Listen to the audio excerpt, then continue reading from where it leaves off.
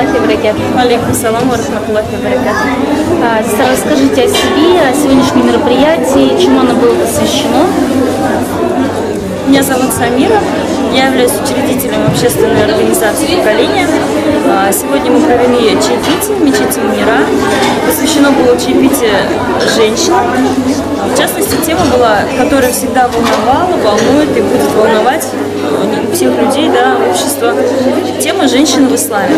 Ассаляму алейкум ва рахматуллахи ва баракатуху. Вы сегодня присутствовали на мероприятии, посвященном женщинам. Понравилось вам сегодняшнее мероприятие? Что вы о нем думаете? Это, конечно, мероприятие мне очень понравилось. Это просвещает нашу молодежь жить правильно по исламу, по религии Всевышнего Аллаха Тагаля. Бытует такое мнение, что ислам, он обществу, в принципе, помочь не может. Категорично я не согласна с этим. Морали заключены в Коране, как правильно жить надо. Конечно, поможет людям правильно жить, нравственности учат. Вот, как правильно человек должен вести себя, как жить правильно, как воспитывать детей, как в семье должны жить супруги, как в обществе должны люди себя вести. Конечно, это поможет. Ассаляму алейкум ва рахматуллахи ва баракатуху. Алейкум салам ва рахматуллахи ва баракатуху. Сегодня прошло мероприятие, посвященное женщине. Понравилось вам это мероприятие? Что вы можете сказать? Да, машаллах, мероприятие очень хорошее.